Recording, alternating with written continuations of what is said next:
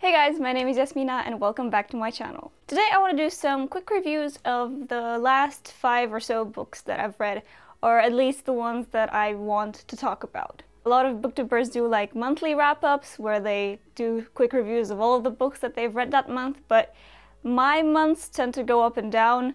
Sometimes I read 5 or more books, sometimes I only read 1 because it's a 1,000-page book.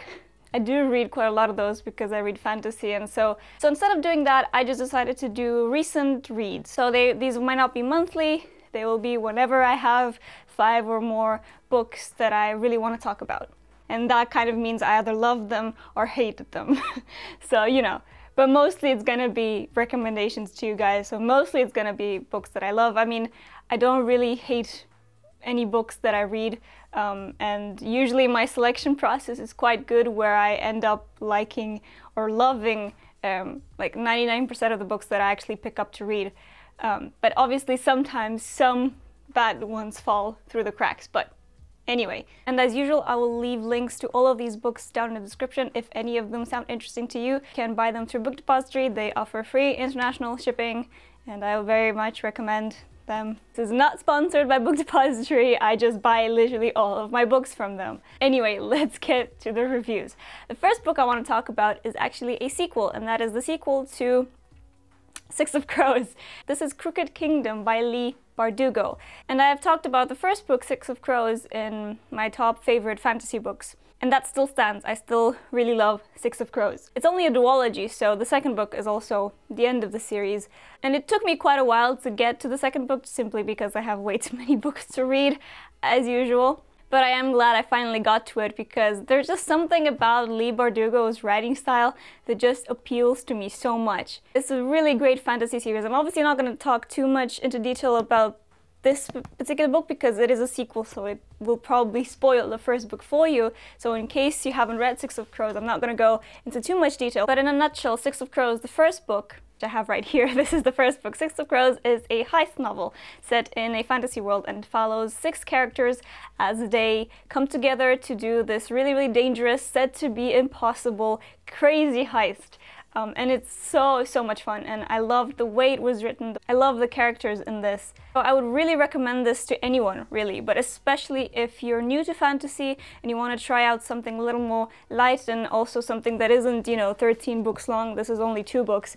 It is young adult, but that should never deter anyone from reading young adult books, and this one especially is really, really good. So I would definitely highly recommend the series. And I did really enjoy the sequel. Maybe not quite as much as I enjoyed the first one. It's still just as good, but I think the first one caught me in a better mood for it, if that makes sense. The sequel took me a bit too long to read, honestly, for what it is. And I just think it dragged a little bit for me, but I think that was more to do with me and the kind of mood that I was in, and not the book itself. So I don't think the book actually has any faults. It was just kind of my state while reading it wasn't perfect for reading this book, but I would very highly recommend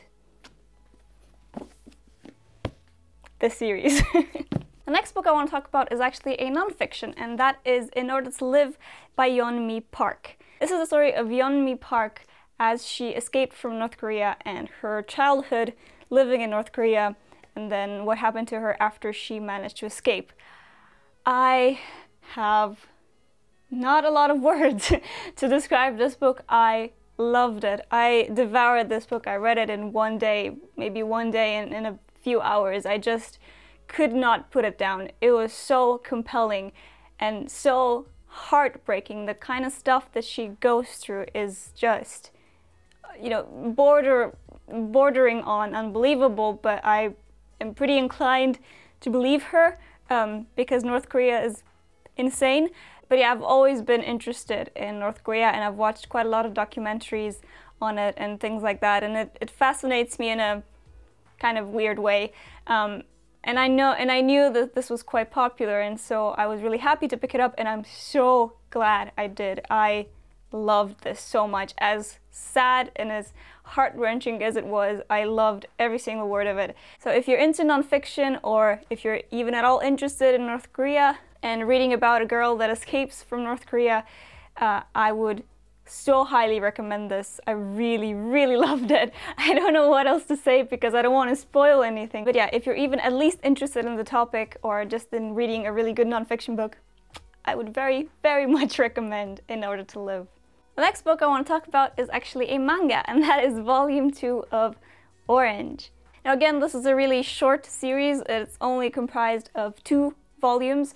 They are bound volumes of few issues, I don't know, like 5 or 6 issues in each, I'm not entirely sure. But it does come in 2 volumes, so again, it's something that you can read quite quickly as a series. And again, especially if you're new to manga, if you want to try it out, I would highly recommend the Orange series. This was so cute and funny and just adorable. I don't know, I just enjoyed it so much. So Orange follows this 16-year-old girl who receives a letter from herself 10 years in the future with detailed instructions on what to do each day in order to prevent the death of one of her friends.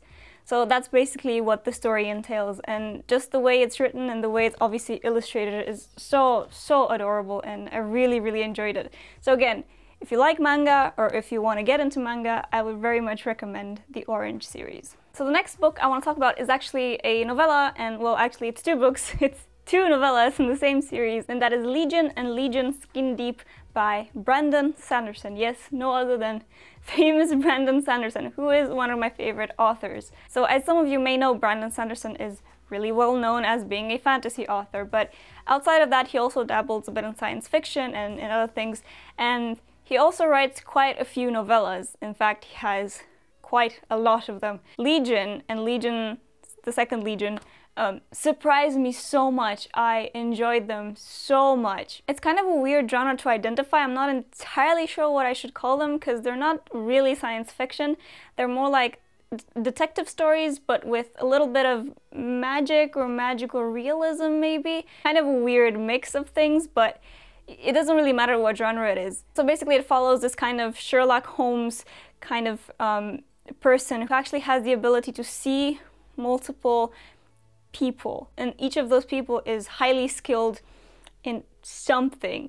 Because he can see and he can summon all of these people with so many different skills, that's kind of what makes him a really good detective. He's a very famous and sought after detective because of that, so kind of in the same vein as Sherlock Holmes.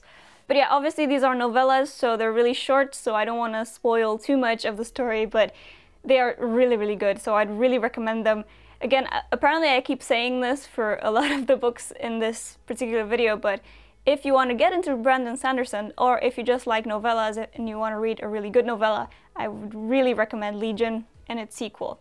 I love Brandon Sanderson, I love everything he writes, and I will read everything he writes, but this was honestly one of his best works, and it's really short as well, so definitely get on that if you haven't already. Okay, and the last book I want to talk about is probably my favorite of the ones that I've already talked about, and again, it was quite a surprise. I was not expecting to like it as much as I did, and that is The Gentleman's Guide to Vice and Virtue by Mackenzie Lee. So this had a lot of hype surrounding it when it first came out, and everyone was talking about it, and the concept of it intrigued me, which is why I picked it up, but to be honest, I wasn't really expecting much. So this is kind of a YA historical fiction set around the 19th century about a boy and his sister and his best friend that go on a tour of the continent. So they live in England. It was quite customary at the time for boys of rich families to go on a grand tour of the continent, of Europe, you know, visiting all of the big cities and kind of getting in some of that culture before they, I don't know, settle down and have to take care of the estate. So that was kind of the premise. And also the main characters in this are a part of the LGBTQ community. So that's kind of the concept, and that's what initially drew me to it, because I just thought all of those things combined sounded pretty damn interesting. And I was right, but I was not expecting to love it as much as I did. This is such a fun adventure. It is exactly my kind of book. I love plot-driven books where crazy things happen and that also follow really interesting characters, and this had it all. I was not expecting the ride that this took me on, and I loved every single moment of it. So if you're looking for something fun, if you're looking for something funny, I would so recommend this. It like exceeded my expectations. It was so good, and I'm really happy that they've made a sequel that actually follows one of my favorite characters now, the sister of the main character in this. She's called Felicity, and the sequel kind of follows her on a separate adventure. But yeah, I was not expecting this, and I loved it. So definitely one of my new favorite books, and I would definitely highly recommend this if any of that sounds interesting to you, of course. But yeah, those were the recent reads that I wanted to talk to you guys about today. Also, if the lighting changed a lot in this video, I'm really sorry. The sun is doing weird things in this room right now, and the camera is doing even weirder things. But yeah, these are recent books that I've read. Let me know down in the comments below what are some of your favorite recent reads. Maybe you can recommend me something that I haven't heard of, or make me read something that I should read. Also, of course, let me know if you've read any of these and what you thought of them. Otherwise, thanks so much for watching, guys, and I'll see you next Monday with a new video. Bye!